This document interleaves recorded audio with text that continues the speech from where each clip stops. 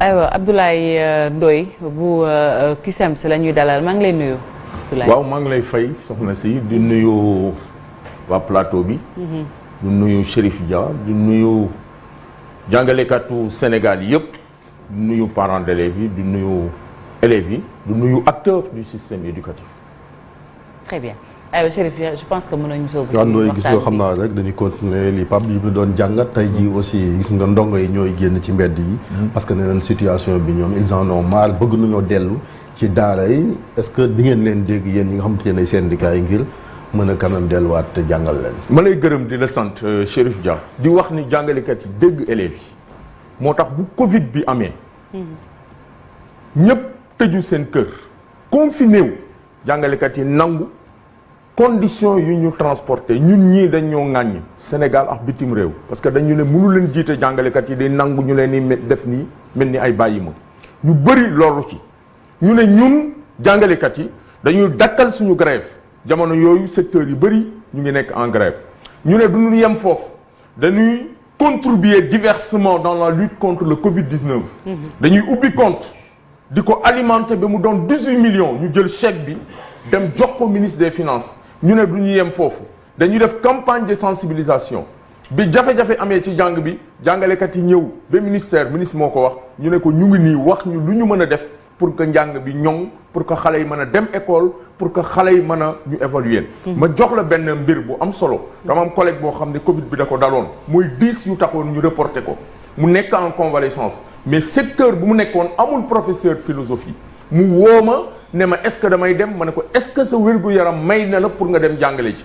mu ne ma xale yaa ngi may woo bés bu ne kon dama bëgg SG dem te bu may dem du mën a jaar Gambie parce que Gambie dafa tëjoon frontière am da ngay wiiri def le tour mu jël risques yi ma ne ko risques yi rëy na mu ne ma may Sénégal jar na ko élèves yi jar nañ ko ñu def kuy def loolu kooku dégg na élèves mais sacrifice boobu est-ce que mënu leen ko def laa parce que mais lan moo xew lu xew Olof Ndiaye dafa ne gor ca wax ja Patrice Émeric Lumumba était un tétéla mooy ceux qui avaient l'art de la parole kaddu dafa am solo nguur signature am la am bu xaatimee dañu ne l'administration elle est écrite ñun ñu toog ak nguuru Sénégal ñu waxtaan nguur gi ne ñu lii mën naa ko dinaa ko def ci kàllaamu tubaab mooy c'est réaliste et réalisable ñu xaatim mais ñun waa CUSEMS bu ñuy xaatim dañ ne nguur ñi système de rémunération alignement duñ ko signer dañuy signer sous réserve maanaam d'accord ñu parce que pour ñun yamale la ñu wax nguur gi ne ñu léegi may leen ma def jàngat ñu tuddee ko étude sur le système de rémunération des agents de l'État nguur gi dem jël cabinet boppam consultance cabinet bi wër Sénégal mu jël koppar bu bëri dugal ko ci cabinet bi def jàngat bu mu paree ne payooru Sénégal lëndëm moo ko wër ne on a un système indemnitaire inadéquat et inéquitable mooy baaxul te yamale amul mi ne salaire yi nu mu utee dafa jéggi dayoo mooy écart salariaux mi ne kon nañ ko jubbanti et bu ñu président de la République dalalee dafa ne moom du yem foofu rek dana def beneen jàngat bu xam ne inspection générale d'État moo koy def mu yokk ko ci pour ñu régler corriger iniquité 2018 dañu signé protocole bi def na tey 4 ans toog nañu ñaari at yoo xam ne amul perturbation mais ñu amoon yaakaar ni nguur gi jamono yooyu waroon na mën a régler problème école mais manifesté wul volonté politique beneen bu ci am solo ñun ñii ñu ngi déposer suñu préavis le 15 octobre suñu premier plan d'action 30 novembre la maanaam dañu bind yëglu ne nguur gi kat da nga jëloon ay engagement da nga jëloon ay xaatim waxtu bi jot na ñu ngay yëglu ñu ngi bëgg nga jóg balaa misiba di am mu tànqam ni ñu def premier plan d'action faalew ñu def deuxième plan d'action faalew ñu ba juróom-ñetteeli plan d'action ñu wooñu ñi fa nekkoon ñu may dégg mun nga leen woo fii ñu toog ñu ngi woon ci veille élection locale ñu ne ñoom après élection yi lañ ñuy dalal ma ne leen attention l'école est au cœur des préoccupations des sociétés modernes et contemporaines. Abdoulaye Ndoye gis nañu seen i naataangoo yu nekk SYDELS yéen a bokk mouvement syndical bi ñoom ñu leen di ñaan ngeen def preuve de responsabilité dem suspendre seen mot d'ordre de grève dellu ci salle de classe yi. xam nga ñun bu ñuy wax jàngalekat yi tey CUSEMS ak SAEMS ñoom ñoo démarré grève bi dama ne système de rémunération boo laajoon président Macky Sall wala nga laaj premier ministre dana la wax ne lii ñoom doy depuis 10 ans ñu ngi koy wax yamale. xam nga réew yamale ko yor inéquité injustice mooy le problème. parce que boo gisee colère bi dafa tirer sa source dans l'injustice les inéquités le traitement différencié les mauvaises conditions de travail des enseignants. maintenant nag wax xam nga dëgg tubaab dafa ne Jean Jaurès moo ko wax mais ne le courage c'est de chercher la vérité et de la dire loolu mooy courage tey mooy jamono ñu ne nii ku ne sa digganteeg sa borom na nga wax lu xew kuy problème kuy responsable mooy nguur gi élèves yi bu ñu génnee tey ci bitti nguur gay responsable tey jàngalekat yi bu ñu dakkalee njàng mi nguur gay responsable parce que munoo nekk ci réew man damay laaj ana président de la république lan moo ëpp solo njàng ci réew lan moo ëpp solo santé ci réew mais vous êtes prêt à aller jusqu'au bout non je dis que non foofu laa ñëw léegi xam nga dañu dem négocier lu ci gën a garaaw mooy dernière rencontre bu ñu am ak gouvernement du Sénégal mu ñëw nañu dañu am ay propositions yaa ngi dégg nguur gi di wax 69 milliards 90 milliards du dëgg maa ngi koy weddi fii et je défie le ministère des finances ñaareel bi mës nga dégg Sénégal. kon xibaar bi fan la jógee. non moom la ministre bee ko wax. non il l'a annoncé. mais dama la bëgg wax loolu du dëgg chiffres yi xam nga lu tax bi ñu duggee ci biir salle bi ministre bi wax ñu ne ñu seen corps yi kii bu ñu ko yokkalee lii lay am kii bu ñu ko yokkalee lii lay am kii bu ñu ko yokkalee lii ñu ne ministre bi.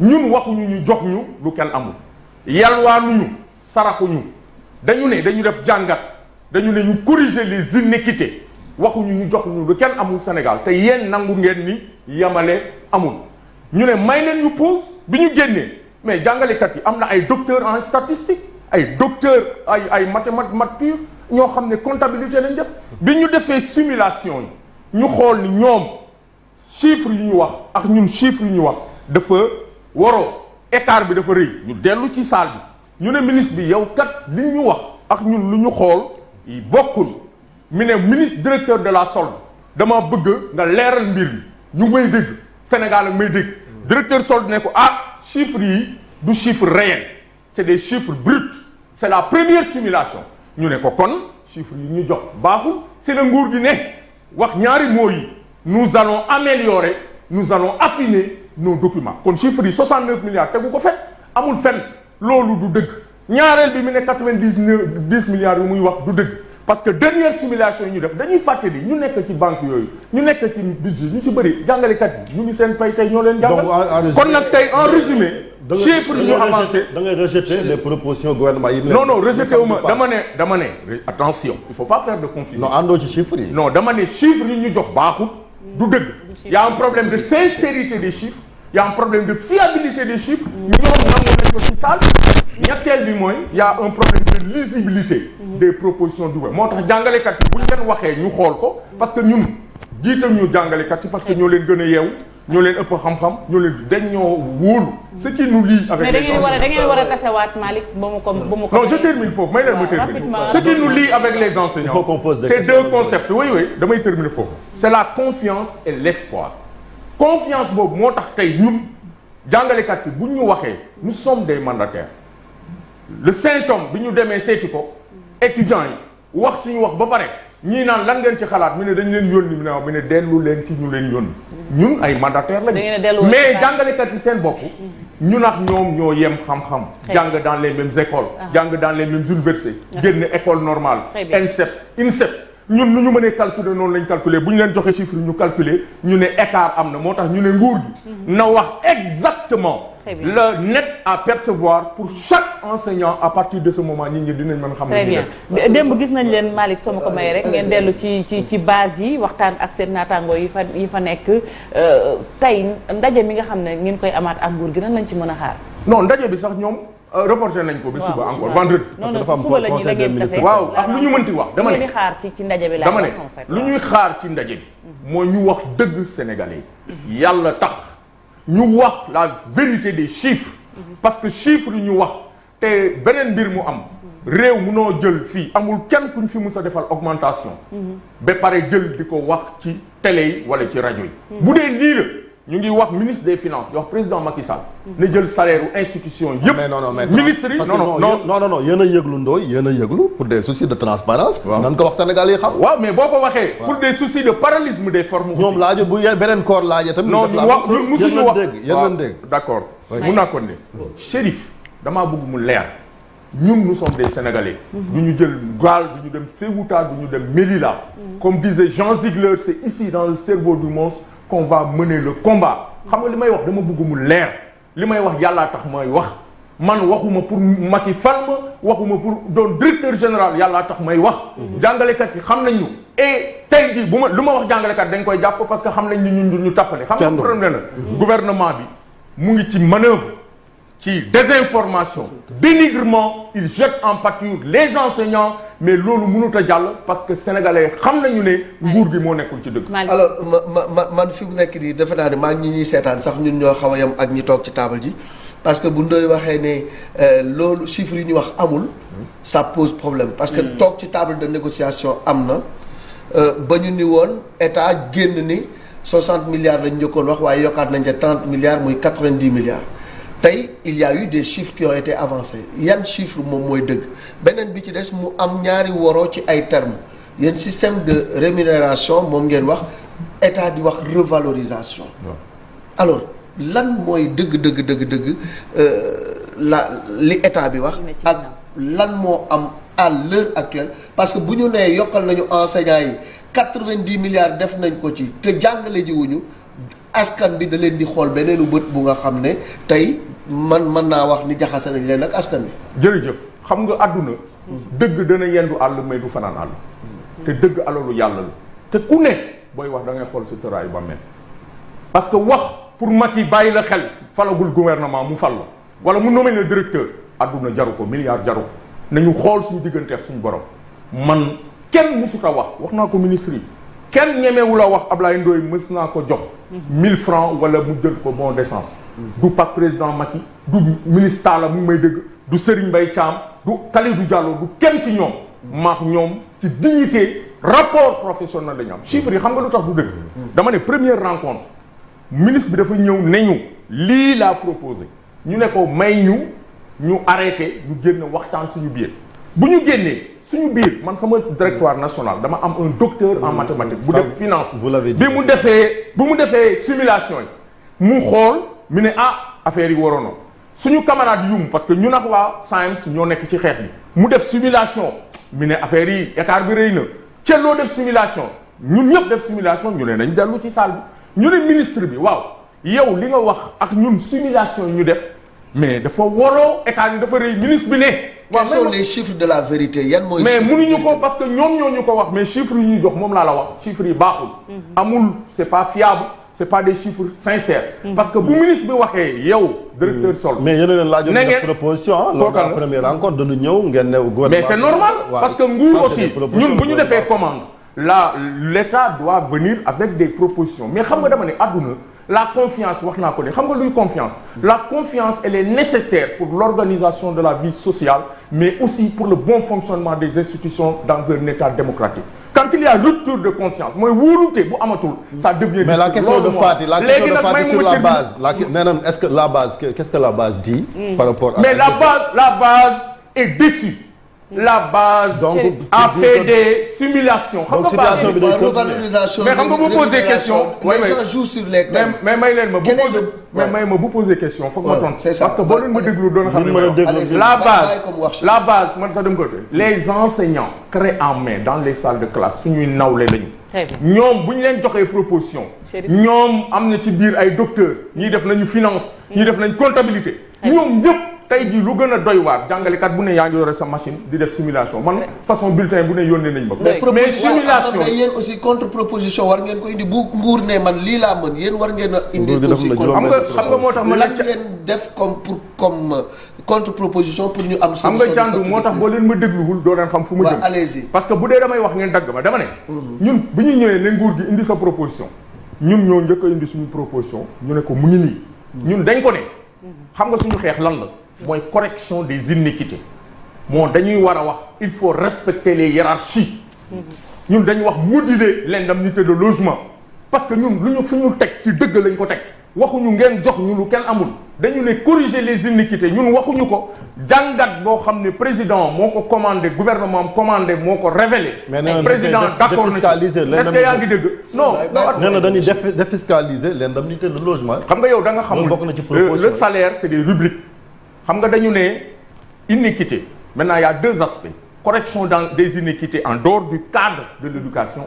Correction des iniquités dans le cadre mooy lu ñuy wax approche sectorielle. Le gouvernement a adopté pour l'approche sectorielle. Mais boo jëlee salaire yi tey nga jël tey par exemple point indiciaire mais boo ko touché tu touches à tous les enseignants bu beneen aspect à tous les fonctionnaires. moo tax boo ne 60 milliards jàngalekat yaa ko doon du dëgg. parce que boo laalee point indiciaire xaalis boo ci def. du jàngalekat yi rek nga koy jox. am na défiscalisation boo ko defee du jàngalekat yi rek. ñun dañu ne bu dee da nga bëgg. da nga bëgg inéquité nga régler ko. il faut agir dans le secteur de l'éducation. jàngalekat yi lu ñuy laal nga defar leen. très bien man aussi amoon naa beneen laaj. gis nañu xale yi ak waajur yi ni ñu amee njàqare ba wàcc ci mbedd mi ne dañoo bëgg a dellu ci classe yi li ñu ñàkk ci ay heure dañ koy xayma ci ay téeméeri waxtu tey bu yàlla defee ngeen juboo ci kàddu ak nguur gi ba tënk dara nan ngeen naka def quand même ba rattraper est-ce que c'est pas trop tard pour sauver année bi. non ñun amuñu ci xam nga il faut que les choses soient bien dites bi ñuy lan ngeen war a wax nguur gi fan la nekkoon c'est ça la bonne question. ah non mais depuis novembre mais yéen a war a delluwaat ci classe janvier il faut ñuy non ñun yàgg nañ dellu classe. yéen ñi journalistes yi suñu bokk dégg nga waa Ndoye yéen da ngeen di dem grève ba mu yàgg rek ñu nax leen loolu ku waxal yàlla ñun ñu yàgg nañ ko fi wax. ren nag mais bu leen leen intérêt Sénégal booy. waaw intérêt Sénégal moo tax jàngalekat joxe bakkenam. waa léegi sama xam nga tey ay fukki jàngalekat. plus de 30-40 jàngalekat ci Covid bi seen bakken rot nañ ci. te conditions yu ñu leen yóbbu ak conditions de travail. d'accord comme des Sénégalais mais dama la bëgg a wax tey jii. mais sama laaj waaw ma terminer. dama ne heure de travail fu mu ne nii. ñun mënuñu xayma tollooguñu xam nga fu mu ne lan mooy solution bi. nguur gi tey jii bu ko neexee président de la République Burkina réglé na question système rémunération. Premier ministre Macky Sall en 2007 il était premier ministre. bu crise bi amee affaire yi jaxasoo. président dafa ne ñëw leen palais toog. est-ce que koom gi attan na ko. président bi dafa ñëw noonu non waxuñu lu koom président moom moo ne nguur gi moo ne li may signé nii mën naa ko dinaa ko def waaw yéen nag il faut pas être plus royaliste que le roi ku jiite réew mi xam lu ne ci gafaam ne lii mën naa ko joxe te dinaa ko def. bu ko deful mooy def ko non fii ay parents d'élèves fi nekk. waaw man nii parents d'élèves voilà li ñu kenn mënu ko doon parents d'élèves. mais est-ce que mën leen a jàngale ci continuer négociation yi maanaam forme de lutte bi. xam nga négociation forme de lutte bi est-ce que war leen ko sax xoolaat maanaam jamono day dox maanaam banque seen loxo toog nee nga 3 mois 4 10e plan d'action. est-ce que war leen a xoolaat sax lutte syndicale bi Sénégal. mais est-ce que nguur war na nangu ci réew ngay tànqamlu. du mooyu. non loolu on l'a dénoncé. école nit ñi def depuis novembre nga ne damay dem élection mais looluy dëgg. nguur gi njàng mi du priorité bu jàng bi du priorité danaan élection yi priorité parce que l'école et la santé sont des secteurs stratégiques. kii wax na ko léegi même financement bi dañ ne c'est des dépenses de souveraineté nationale. lépp lu ñuy wax nii jàngalekat du responsable journaliste du responsable élève du responsable. nguur gi lii mooy stratégie mooy la stratégie du pourrissement. mooy damay bàyyi ba affaire yi yàqu. ba mu toll foo xam ne ñu jouer sur la conscience wax affaire patriotisme kenn mënul jàngalekat patriotisme. sacrifice kenn mënuñu ko jàng. les gens se sont battus ici il faut qu'on dise la vérité à l'État mu régler. bi ñu tàmbalee ba léegi dafa mel ni que. tout tourne autour de l'argent. te dafa mel ni plateforme bi am na ci yeneen point yu nga xam ne aussi sénégalais yi war nañ ko xam mais bu ñu déggee ngeen di wax dafa mel ni xaalis kese moo leen soxal alors que am na leneen lu nga xam ni dëxëñ ngeen ko ci plateforme revendicative bi te nit ñi xam. mais Thiandoum da nga wax lu am solo. xam nga loolu c'est la communication du gouvernement parce que pour jaxase réew mi mais mënoo dade bi ñu fi defee fraude 2017 bac bi ñun ñii ñoo ko dénoncé man mii convoqué nañ ma gendarmerie corps la ma toog fa presque toute une journée bi ma ñëwee waa ji ne ma yow yaa ne am na fraude ma ne ko maa ne am na fuite ci bac bi mu ne ma est-ce que li ngay wax wóor na ma ne ko wax ma li nga bëgg mu ne ma ana preuve yi ma ne ko suba ñu indil la téléphone yi ñu indil ko téléphone yi parce que lu tax ñu def ko dañu ne mënuñu ne Sénégal ay doomu réew mi di jàng néew ji doole seen parents yi amuñu kàttan mu am ñoo xam ne dañuy xaar ba veille bac bi dem am épreuve yi ñuy am mention ñu leen di jox bourse te sun c'est l'argent du contribuable kon kooku du xaalis rek lay xeex ñaareel bi mooy les abris provisoires ñun ñoo ko dénoncé. Il y a plus de 6000 abris provisoires. Marcel. mais yéen abris provisoires rek ngeen wax. mais tey am na école yoo xam ne may ma terminer may ma terminer. tey boo demee lycée Mame Cheikh Mbaye lycée Mame Cheikh Mbaye il y a 2 ans gouverneur dafa jël arrêté ne man dama bëgg école bi ngeen génnee ci élèves yi parce que miir yi mën naa daanu mooy la déliquescence des établissements. tey am na école yoo xam ne amul bloc sanitaire amul gaanukaay amul ndox man mos naa ne sama lycée di jàngale mu am xale bu jigéen bu ñëw du dugg collègue bi ne ko fii ma ne ko déet kii jigéen la suñu jarbaat la suñu doom la boo xamee mbiru jigéen a ko dal ma ne ko nag loolu mooy tey ji war nañu xalaat problème bloc sanitaire ci école yi am na école yoo xam ne amul mur de sécurité mais loolu ñun dénoncé nañ ko déficit table banc tey am na école yoo xam ne ay 3-4 la ñuy toog bu amoon Vélingara lu fa xew benn xale bu professeur suñu benn collègue bu jàmbaare dafa ne élèves yi ci suuf la ñuy toog teg brique mu wane ko ñu ne dañ koy sanctionné ñu leen kon di ngeen sanctionné jàngalekat yi kon ñun du xaalis rek la ñuy wax nous sommes soucieux de l'environnement scolaire parce que l'environnement scolaire est un intrant de qualité loolu yàgg nañ ko jooy ma yokk ci formation bi ñun ñoo xeex ba ñu former parce que avec les programmes d'ajustement structurel dans les années 80 mais dañu jël façon recrutement bu ne la ñu def léegi ñun on a dit au gouvernement il faut former les gens il faut former les gens. Abdoulaye toujours un petit peu dans la même veine que lu la Faty laaj sànq xale yi tey bu fekkee ne dañuy décider ne dañuy delluwaat ci classe yi xale yi seen ñoom tamit seen point de revendication fu mu nekk nii mooy tamit ñu dakkal date examen yeeg concours yi est-ce que pare ngeen pour mën leen accompagner ci procédure boobu. si jamais xam nga les enseignants ont toujours accompagné problème bu munti am fii Covid bi. yàgg nañ fi grève jàngale ils ont fait preuve de patriotisme kenn du leen ko jàngal dama ne jàngalekat xam nga yéen da ngeen wax rattrapage mais bu grève amut dama bëgg bu grève amul ngeen def reportage dimanche mercredi. mais juróomi téeméer jàngalekat bu grève amul dañuy mel ni boo demee mercredi parce que jàngalekat buy jàngale bu élève jàngalee amee résultat bu baax moom moo ci njëkk a kontaan. yaa ngi ci privé bi di xar. est-ce que yaa ngi dégg non le débat xam nga privé xam nga bu essentiel demuñ ci public bi jàngale ji mais xam nga bu essentiel jotee dama ne état bi dafa am payoor boo xam ne état bi école privée bu ubbi moo ko joxe moom mooy joxe autorisation man joxe ma autorisation Chérif Dia joxe wu ko est-ce que yaa ngi dégg tey jàngalekat tëjul classe am di dem ci privé nous on fait des heures on a des heures creuses dama ne tey jii bu ñu améliorer conditions jox jàngalekat yi seen payoor jox leen seen gëdd teg leen dans de bonnes conditions dama koy wax dama ne jàngalekat du tal leneen mais jàngalekat boo xam ne il est entre le marteau et l'enclume parce que suñu salaire yi wàññeeku na le salaire est indexé sur le coût de la vie mais aujourd'hui quand tu as un salaire qui ne permet même pas de vivre décemment mais il est clair que doo mën a njàngale mu baax. voilà Ndoye seen posture bu inflexible bi am na ñoo xam ne dañoo jàpp ni que ay politiciens ngeen yoo xam ne sont proches de l'opposition comme ni ñu koy accuser waa SYDELS yi nga xam ne ñi leen di laaj ngeen dellu ci classe yi que ñoom ils sont proches du pouvoir. waaw xam nga dañu ne sàcc rek mooy xam nu ñuy sàcce dama ne man dama koy wax devant le peuple sénégalais ñu may déglu président Macky Sall dañu toog. premier ministre am toog Boun Abdallah Dionne mun nga woo tey Boun Abdallah mi ne Ablaye Ndoye ñii toog xam nañu ne du politicien muy dëggit sama syndicat taxi bu ma bokkoon tey parti politique suba du ma dugg suma bureau aw ma carte politique aw ma état major gisu leen ma bokk ci benn liste dama nekk à équidistance des chapelles politiques ñaareel bi amul benn ministre bu sañ ku ko wax di nga ko layox suñ borom ne mës naa may Ablaye Ndoye 1000 francs man dugg charrette yéeg Jakarta bicyclette vélo laa yamale parce que ñi ma ko digaalee samay nawle lañu samay mbokk may déglu waa Wakaam ngi may déglu waa Yoff ngi may déglu waa Casamance ngi may déglu waa Kër Amadou Yella ngi dégg Sénégal bi may déglu rus naa ëllëg di dox ñu naan yow dañ laa gerte kon nag ñun lu ñuy wax noonu waxu tappale la président Ablaye Wade bi mu fi newoon dañ doon ne ñun ay politiciens lañ kii ñëwaat Macky Sall ñu ne ñun ay politique kon maanaam ñun nous sommes constants yàlla ñuy sutural ñun on défend l'enseignant on défend. mais am na loo xamante ni c'est une réalité. c'est une réalité parce que. yéen da ngeen nekkoon dans un cadre G7. waaw mais ñu gis na ngeen génn ci nekk G2 parce que bu ñu nee G2 yéen la SAEMS ak waa CUSEMS. waaw mu mel ni kon gouvernement bi li ñu ko doon reproché xëy na wàllu cuuna bi mu annoncé. waaw élection représentativité yi moo tax ngeen di radicaliser pour charmer. les enseignants ku ci nekk yaa ngi bëgg bu élection amee ñu voté la moom moo tax. waaw buggu leen a bàyyi ngeen sax G5 bi. yéen ñaari lan moo tax ngeen beddee ko yéen ñaari syndicats yi àndu les 5 syndicats ci xeex. Chérif Dia dama dégg léegi di seetaan émission bi benn waaye ne la yow bu ñu la fayuloon nga takk morceau bu fond Chérif boo ñëwee ci plateau bi amul lumière da nga naan génn ci biti ne réalisateur boo leen fu deful lumière du ma def émission loolu politique la. non ñun G7 non boobu laa mujj parle de la campagne. la campagne G7 la représentation. mais est-ce que ñun suñu revendication yi dafa am rapport ça n'a rien à voir. Non même me terminer la création d'un syndicat n'obéit pas à un régime d'autorisation mais à un régime déclaratif.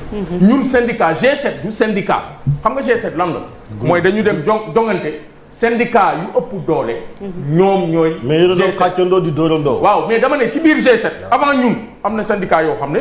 daf leen xëy nañu dem xeex seen xeexu bopp. luy régler problème bi Sénégal moo lay déglu. ak luy régler problème bi foofu laa jëm solution xam nga mooy lan. benn nguur gi na wax dëgg sénégalais yi dëgg gi mooy chiffres yu muy joxe mu doon chiffres yu dëgg ñaareel bi mu wax moom jàngalekat bu ne ñaata ngay am net à percevoir mu corriger inéquité ñetteel bi mooy. mu arrêter l'énigrement désinformation bi.